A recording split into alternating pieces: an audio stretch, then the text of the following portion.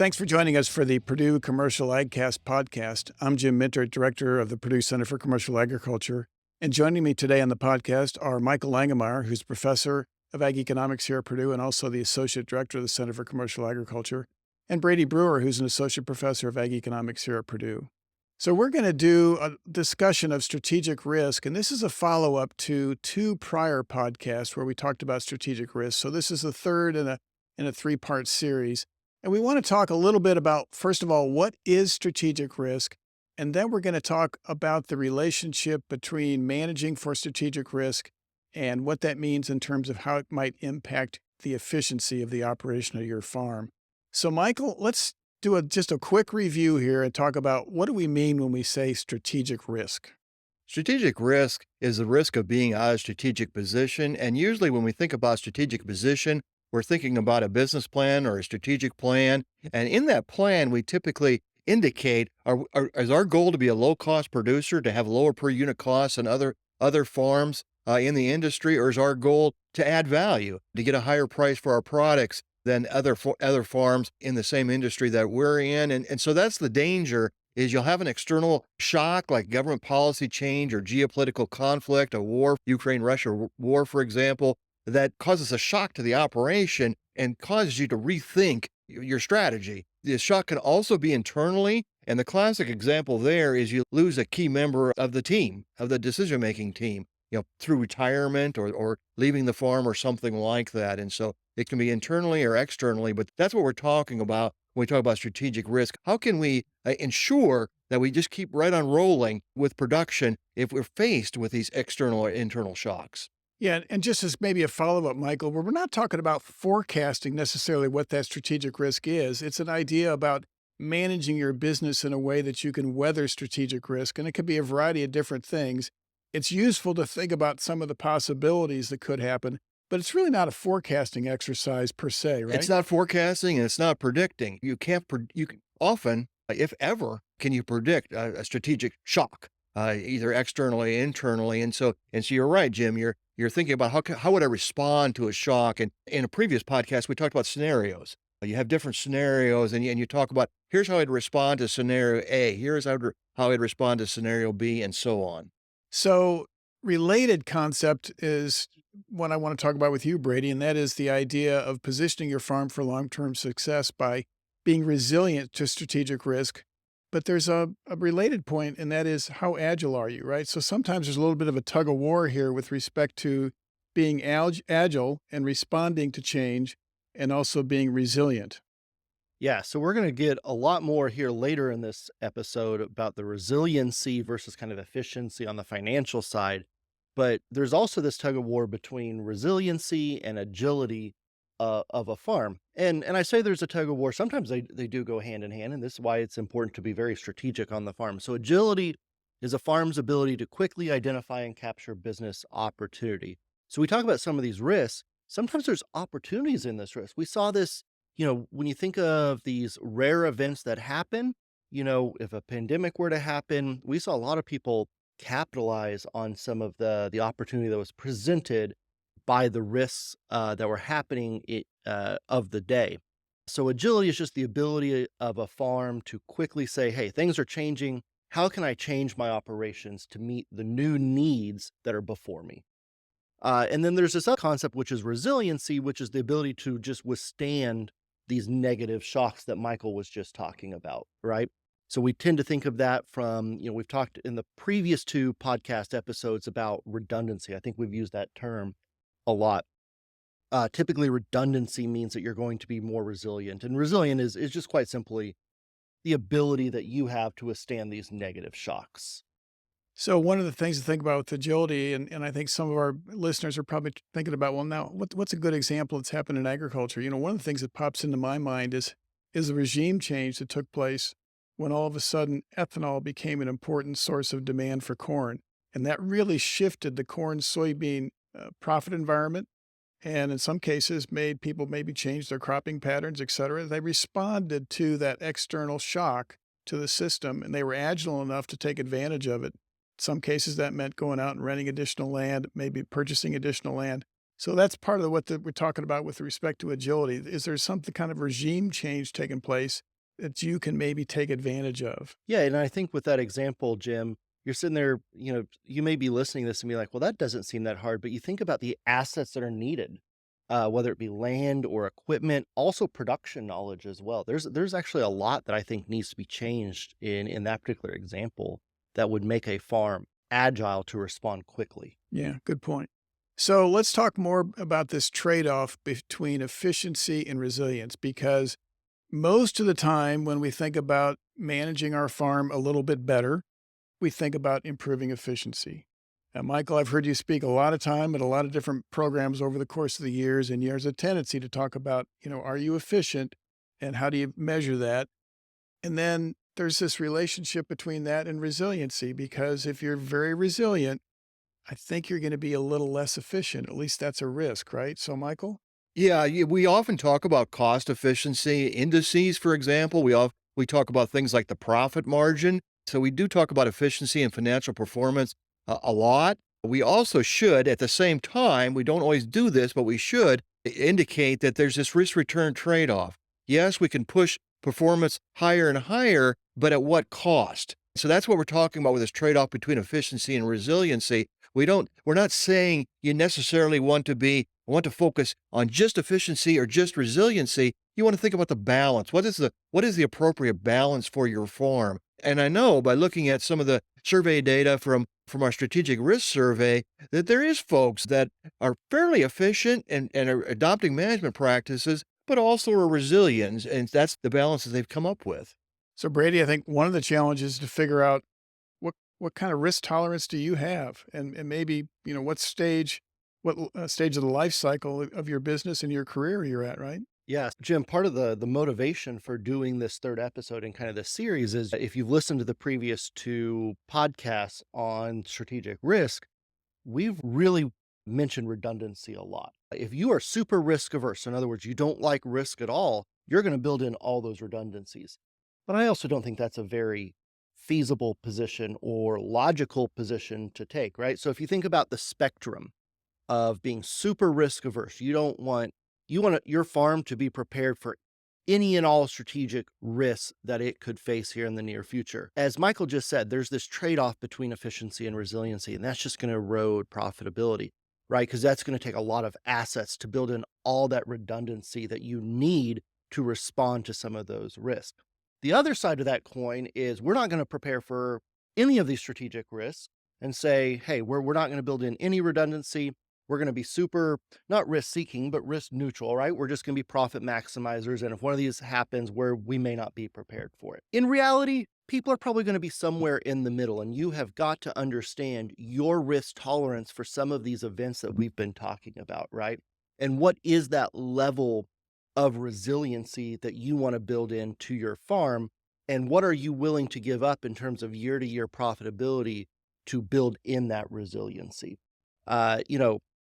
The goal of any business is to maximize profits, but we got to be in business in order to maximize profits. So we know we're going to have to give up some efficiency to build in this resiliency, but how much you do is going to be up to your particular risk tolerance. And one of the challenges in farms a lot of times is we've got a team. There's several family members involved in the business. Everybody has different risk tolerances. The classic case is think about the difference in the ability or the desire to add debt, comparing an older generation to the younger generation. I talked to the people in my Ag Econ 524, my finance class, about this issue. A lot of times the younger generation are fairly risk neutral. They want to grow, and so they're willing to take on debt, whereas the older generation, they've just got done paying off some loans, perhaps for some land, and they're a little bit more leery about taking on debt. You've got to come to an agreement. We know we have different risk tolerance, but we think this is what the farm needs to do. And so coming together as a team and deciding what your strategy is going to be. In this case, I'm talking about leverage. And that's a good point to raise, Michael, the difference between generations at a farm, because that comes up all the time. One of the challenges there is to think about the risk tolerance of the business, not the Yes. individuals within the business. And I think that's a barrier for a lot of folks. They tend to forget that the idea is that farm is going to succeed and exist beyond the lifespan of any individual on the farm. At least that's the long-term goal. when you think of it that way, you come at it from a different perspective. But a lot of people have trouble making that Yeah, transition. it's getting the older generation to realize thinking about my retirement is different than thinking about what the business needs to do. Those are two separate issues, personal and business, and you've got to separate those when you're thinking through these issues. Yeah. So the key point here is maybe to think about what is your level of risk tolerance, and what are maybe some ways to look at that, Brady? Yeah, so I think uh, it's very similar to what you would do on the tactical side with thinking about what is your risk tolerance when you're making crop insurance decisions, right? What are you willing to pay to get rid of some of this risk, right? Now, traditionally, we think of that as what are we willing to pay in terms of crop insurance premiums? But in this case, it's what are you willing to pay to build in some of this resiliency into the farm, whether it be additional assets, additional labor. I know labor is also a really big item that you can build into your farm in case opportunities come about or risks happen, right? So the question I would always ask is, what am I willing to pay to be able to negate the risk that I could potentially face? And I think that's a good way to frame your particular risk tolerance. The more you're willing to pay, the more risk averse you are. Yeah, that's a good point. But thinking about that slack, Brady, I wanna pipe in there a little bit. Thinking about that slack, we also got to realize if we build in slack, we have more labor than we need, or we have more assets than we need. This also relates to agility. It's for resilience, but it also relates to agility. If we have the labor in place and we have the machinery in place, it's much easier to go out and take on quite a bit of rented ground, or to go ahead and purchase another tract and not have to worry about, do I have enough labor and enough machinery to handle this additional land? And so it really is both that agility and the resilience that we're thinking about, the slack or redundancy. And I guess the other thing to conclude from that is there's no single right answer. No. But the key here is to get these issues on the table and discuss them, which a lot of times in our experience, farms don't have these discussions. Maybe individuals think about it on their own without airing that and discussing it with the other partners in the business and the other folks that have a stake in the business. So let's think about some key questions to ask. And we've got 4 questions we want you to kind of walk through and think about. So, Michael, the first one is the efficiency of the production system. How do you tackle that?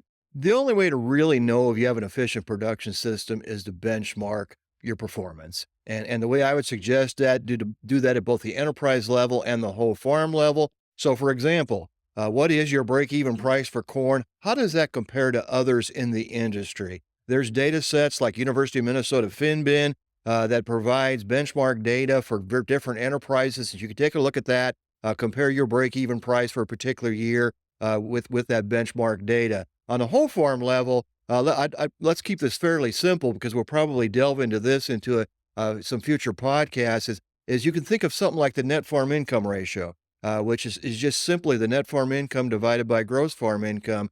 And long term, you want that to be 20 to 25%. You're not going to be 20% in 2014. It's highly unlikely you're going to be 20% in 2024, excuse me, in 2024, because this year it's going to be a little challenging from a margin perspective. And so when you're talking about whole farm, you're talking more long term. Long term, what does my ratio look like? Again, compared to others in the industry. So, when you think about cost of production for example, corn, soybeans, feeding cattle, raising hogs, et cetera, one of the key points there is to think about how you're doing your computations, how you're doing your accounting, and to come up with a standardized format. So that's where some of the more formalized benchmarking systems, like in Illinois, the Farm Business Management Association, we've had a lot of experience over the years with the Kansas Farm Management Association. What those groups do is help you standardize your accounting so that when you're making comparisons, you're really comparing apples to apples. Because sometimes when I ask people about what their cost of production is, it's obvious from the answer that they've used their own unique approach to computing cost of production, which makes it very difficult, if not impossible, to make an accurate comparison with other folks in the industry. Yeah, that's a very good point. And there's a couple of excellent sources of information out there that would help you with that. For example, Gary Schnitke at the University of Illinois puts together budgets, and those budgets are very consistent with the way the Farm Management Association computes cost of production. We use very similar techniques with the Purdue budgets. You can also look at the Purdue budgets, and try to calculate your cost using the Purdue or the Illinois budgets, and that would really help. Make sure that you're including all the costs, because what often happens, Jim, is if I own land or I own machinery, that's not a cost to me. Well, it is from a break. When you're talking about cost of production, it's full costing. You got both the cash cost and the opportunity cost. I have money invested in that land. I could do something else with that money, and so we're charging an opportunity cost for that owned land, owned machinery, operator labor, and those kinds of items. And so I'm sure you've run into this many times, perhaps more than I have, but a lot of times I run into folks who look at, for example, the Purdue budget and conclude their cost of production is lower than what you're showing on the Purdue budget and therefore conclude they're efficient. But the reality is they've failed to include those opportunity costs you just mentioned. And the key is usually on owned land, right? Yes. So make sure you're using a standardized approach to doing that. You want to think about whether or not you're efficient. Compare that to industry averages. Again, coming back to things like the Purdue budgets, the Illinois budgets, those farm business management associations in the various states can really be very helpful.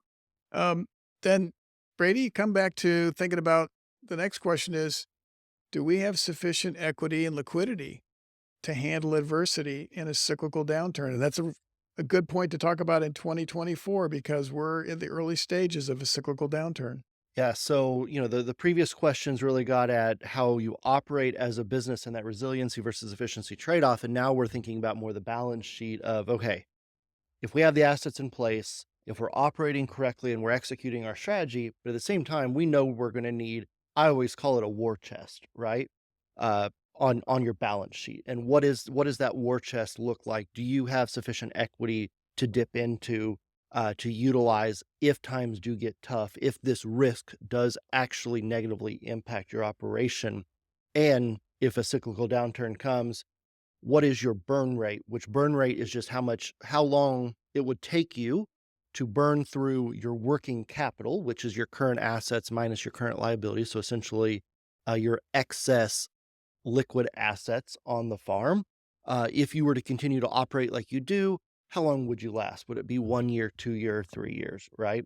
So asking that question, does your farm have sufficient equity to dip into or just working capital to burn through to last for a significant period of time is a super important question to understand for your farm's resiliency question. So, burn rate is a key concept for a year like 2024 when some farms are clearly going to have an opportunity, so to speak, to burn some of their working capital. That's really a term that we don't hear too much in agriculture. But if you follow the business press, it shows up a lot. Recently, it showed up a lot with the EV industry, the electric vehicle industry, right? With some of these companies' burn rate being so high that they're wind up leaving the industry, right? There's been a couple of big closures here just recently. So it's not something we tend to think about in agriculture, largely because when we do have a burn rate, it's usually not that large. Is that Correct. Yeah. So, I mean, in general, if you think about current ratios that we advise, we always say current ratio of two. But we also know that unexpected expenses come up. So if you're sitting there with a current ratio of two, you're probably not going to make it a full 2 years. You want a little bit more of a buffer. Okay. And it's just hard to get a burn rate more than 2 to 3 years. That's a pretty large war chest that you have sitting there. That would be what I would call the advisable. 2 years is what I would tend to advise. I mean, most downturns don't last more than that, but that also means that you have time to adjust, right? So we're talking about this agility from earlier in this episode. If you think about having a burn rate of 2 years, that's a pretty long time that you can readjust your operation to adjust it to what is I'm going to call the new normal if one of these strategic risks actually does happen. so? I'm going to disagree with you a little bit when you said we usually don't have downturns that last more than a couple of years. I think we have evidence in production agriculture of downturns can last longer than that. But I think the key is it gives you some time to make some adjustments. Yes. So as we think about a burn rate, and maybe it is initially at current rates, maybe it is only 2 or 3 years, which isn't that long, but you've got to make some changes. It's a signal that you've got to start making some adjustments, right? And whether that turns out to be for example, if you're a crop farmer on the cash rent side, maybe that's an opportunity. your other production decisions, what you do with respect to replacing machinery. It's a signal to not continue business as usual, right? Yep. And maybe I should clarify there. So when I say we don't have downturns longer than 2 years, yeah, I mean, credit cycles tend to last 6 or 7 years. So we can have 6 or 7 year cycles where we have what I would call depressed commodity prices or depressed incomes. We typically only see 2 to 3 years where it's red all the way throughout Yeah, agriculture, yeah, right? yeah. Good point. Which I think highlights the need to be agile and resilient, because that means as long as you can change within that 1 or 2 year period, you're probably going to be okay, right? Because we can adjust to something that, while you may not be making a lot of money, it's going to get you to the next year. Yeah, good point. So, Michael, the last question is, do we really have an adequate system for obtaining the management information to monitor the business performance?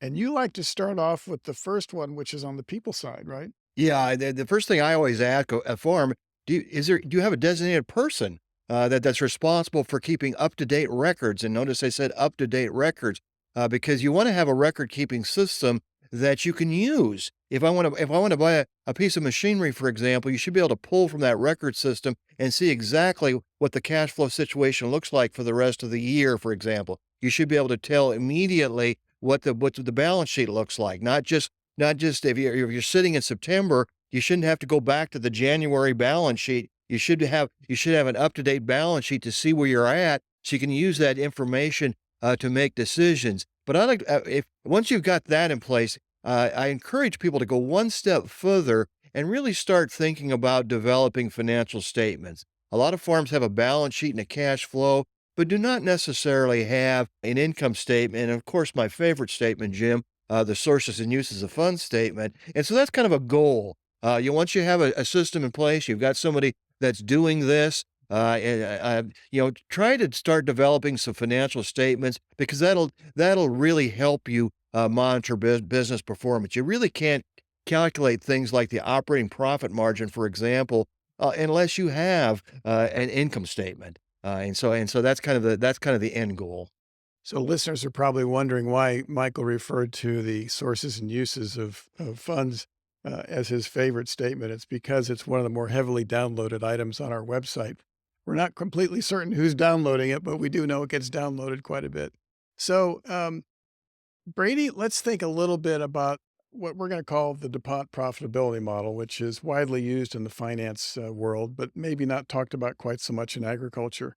But it's really got a good application here, and it's a really good way to think about managing your business. So talk us through that a little bit. Yeah, so let's think about, so the DuPont's going to be a tool. We've talked a little bit about this trade-off between resiliency and efficiency, and the DuPont profitability model, which all it says is that a firm's return on equity, which return on equity, I think we were talking a little bit before we started recording. I think it's one of the most underutilized ratios in agriculture. I love the interpretation of it. So the return on equity interpretation is, if I put $1 of my equity or capital into my business, what does that return me?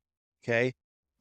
It's a pretty strategic ratio in terms of, we're not analyzing one thing. We're not analyzing, do I have money like working capital to get to the next year, or a operating expense ratio where I'm analyzing something on the income statement. It's just, if I invest another dollar in my farm, what can I expect as a long-term return? So let's pause for just a second there, because I think some of the listeners right now might be confusing this with another term that gets used a lot, which is return on investment.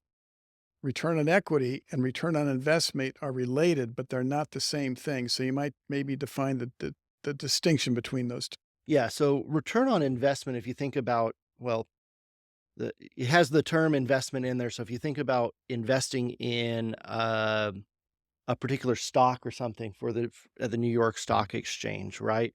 Uh, when I think about return on invested capital, that's, you know, a specific investment that we're making. Equity is looking at all of the equity capital in the particular business. So the difference is return on investment can include a return on borrowed capital Yes. as well as our own capital, whereas return on equity is looking at the return on the capital that we own, that we provided Yep. not the borrowed capital. Yeah, and I think that's a super distinction to make right now because, again, we've talked about redundancy a lot over these past couple episodes on strategic risk. So at the end of the day, when you make money on your farm, one of the decisions you're going to have to make is where do I deploy this capital? One of the options is take it out of the farm, and one of the options is put it back in the farm. And if so, where do I deploy it across? So it really gets down to the interpretation of if I'm deploying my hard-earned equity back into the farm, what can I expect as a return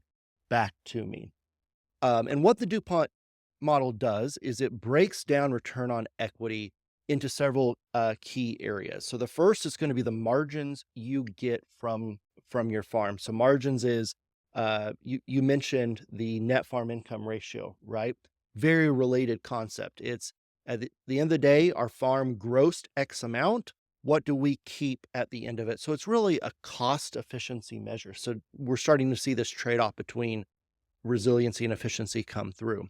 Then the second bucket that it decomposes return on equity into is asset turnover. And asset turnover is how much throughput do you get on your farm relative to the amount of assets. So I think of this as what you do with what you have.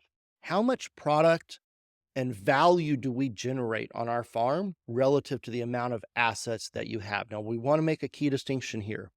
When you are looking at asset turnover, it's going to be highly dependent on your capital structure of your farm. So if you rent a lot of lands, obviously that asset number is going to be smaller, so your asset turnover is going to be a lot higher. It's also going to be very dependent on the type of farm that you are. For instance, dairies tend to be very asset heavy relative to other types of farms. So your asset turnover is just going to be a little bit lower. So when you're benchmarking some of these ratios that I'm talking about, you got to be very careful to benchmark against like farms or to take into account here is how my balance sheet may differ from other farms and understand, okay, I'm going to be higher on this because I rent a lot of land relative to owning my land. Okay. And then the third thing it decomposes it is your capital structure. How do I deploy my balance sheet in terms of that trade-off between debt and equity? And we call this the leverage factor because we can think about it as we add debt, we're leveraging up the asset and margin efficiency of the farm. So why we're bringing this into the discussion here in a strategic risk framework is that asset efficiency and margins tend to be a little bit at odds at each other, right? So again, bringing up this concept of redundancy. When you add redundancy on your farm, you're typically adding more assets, right? You're becoming more agile to respond to these strategic risks, but that's going to decrease, your throughput of your farm may not increase, but you've now increased the assets. So we're now producing the same amount with more assets. So it's going to decrease your return on equity that you see. So in other words, your investment, your equity capital in your farm is now less efficient, but you're now more resilient. Yeah, so you made your farm a little less efficient, and that's the trade-off to get a little more resiliency, right? Yep. And perhaps some agility, right? Depending on the situation. So there's a kind of a trade-off there, Michael. It also the leverage is also important to what we're talking about. We're talking about strategic risk because when we talk about absorption capacity, resilience, we often talk about the strong balance sheet. Well, if you have a strong balance sheet, that may also be related to your risk tolerance. People that have less risk tolerance tend to have a really strong balance sheet because they're not as willing to borrow money, and so that's how this all ties together. You've got risk tolerance, you've got efficiency, and you've got asset turnover all tying together to come up with this return on equity. And so the challenge for farmers listening to this podcast is to figure out, first of all, what their risk tolerance level is. Yep. And then the related point is to think about, if you err too high on the resilience side, you're really giving up some profitability opportunities, right? And conversely, if you err on the side of not having enough resilience, you run the risk of getting into trouble, right? Yeah. So, And again, we can't predict how these opportunities that we may be pursuing are going to turn out. And so sometimes leverage works against you. That's the way I usually put it, Brady. And that's usually not the right words. We borrow money thinking that this is going to make us more money, and it turns out that that opportunity wasn't as good as we thought it was going to be, and so it actually brought in less money And so that's why you got to be really careful with leverage. That's why it's got to be really tied to that risk tolerance. And I think for listeners that remember the 1980s, they can appreciate the Yeah. idea that leverage can work against you, right? Because that was clearly one of the key problems in the 80s. So, Brady, let's think about the 5 managerial levers a farmer can pull to actually improve the management of their farm operation. Yeah, so we kind of want to end here thinking about, okay, where are some opportunities in that you have on your farm where this trade-off comes into play, this resiliency versus efficiency trade-off. And this is all of these are going to directly impact the DuPont profitability model because it's either going to impact the margins, the asset efficiency, or the how you structure your balance sheet. So first, let's start with people, right? I think this is a pretty straightforward lever you can pull. So what these levers are, as I go through these, and I'm going to start here with people. Any decision you make on the farm, broadly speaking, are going to fit into one of these 5 levers, and in some cases, they're going to impact several of these levers that we're going to talk about. So the first one is people. I think this is a pretty straightforward one. The more people you have, the more resilient you're going to be and the more agile you're going to be. Michael talked about those opportunities for growth. Growth tends to be a very stair step happening on a farm. And what I mean by that is we tend to say farms grow at 8 or 10% every year, but it's not a linear. What happens is you get an opportunity, you buy more land, and you have 30% growth one year, and then you have 0% growth the next year. And you got to be able to capture that upside when it comes. So people is a pretty straightforward. More people is more resilient.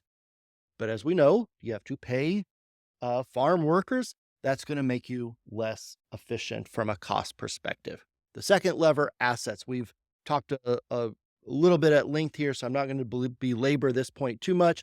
The more assets you have, the more resilient you're going to be, but that then decreases your efficiency, your asset efficiency, because we're not improving or not increasing throughput, even though we're increasing the amount of assets we have.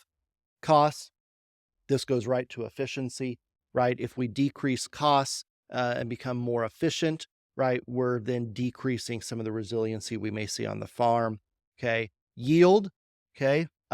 Thinking about the yield lever that you can pull on the farm, if you try to do everything to increase the throughput, the output, okay, that's going to make you more efficient. That by nature means you may take out some of those redundancies you see on the farm. Okay. And then the 5th lever is output price. This is probably the one that impacts this resiliency versus efficiency argument probably the least, just because if you're maximizing your output price, while there may be assets you can do that you can deploy, thinking about timing of when you can get grain to the market, maybe you can buy some assets that help you be more agile in terms of delivery to market, and that can help on the output price. But for the most part, I think this is the one that, in terms of the resiliency versus efficiency market, is probably one that I would say spend the least amount of time on, spend the most amount of time on the yield, cost, asset, and people levers. So, Michael, I know you like to talk a lot about the people aspect because that's one that a lot of folks overlook. One of the challenges, particularly with respect to integrating the next generation on a farm, is how do you bring in that next generation when maybe the farm today isn't quite large enough? What are some strategies that you've seen people use that might Yeah, help out I there? want to talk about this from a couple different angles. First of all, yes, we have to have people to run the business, and we have to have people on our bus. But people probably heard because people listening to this have probably heard this analogy before. But once you get those people on the bus, they need to be in the right seats, and so this goes back to the question you were asking, Jim. And so when someone's coming back to the farm, one of the questions that should be asked before that person comes back is what are our gaps in knowledge? What are our gaps in skills? Are there certain things that we're not getting done that we would like to get done in a more timely fashion? If we hired someone that was responsible for that task, a classic example is technology. Checking out the latest and greatest technology and seeing if we're using the technology, using using this technology wisely and prudently. And so once you've done that, then you can talk to the people that are coming back and see whether they can help fill that gaps in knowledge and add to the business. So that's one aspect of it. What about just from an income standpoint, integrating that new family member, that returning a family member to a family farm? There's several things you can think about there. One of the things that happens all the time in agriculture is it's a transition. In the Eastern Corn Belt, this is easier to do than in the Western Corn Belt where I grew up. There's a lot of off-farm opportunities in the Eastern Corn Belt, and so maybe you come back to the farm half time for a few years, and that's it. That's important for a couple reasons. First of all, the farm might not be big enough to employ you full time, but it also will convince you that that's what you want to do.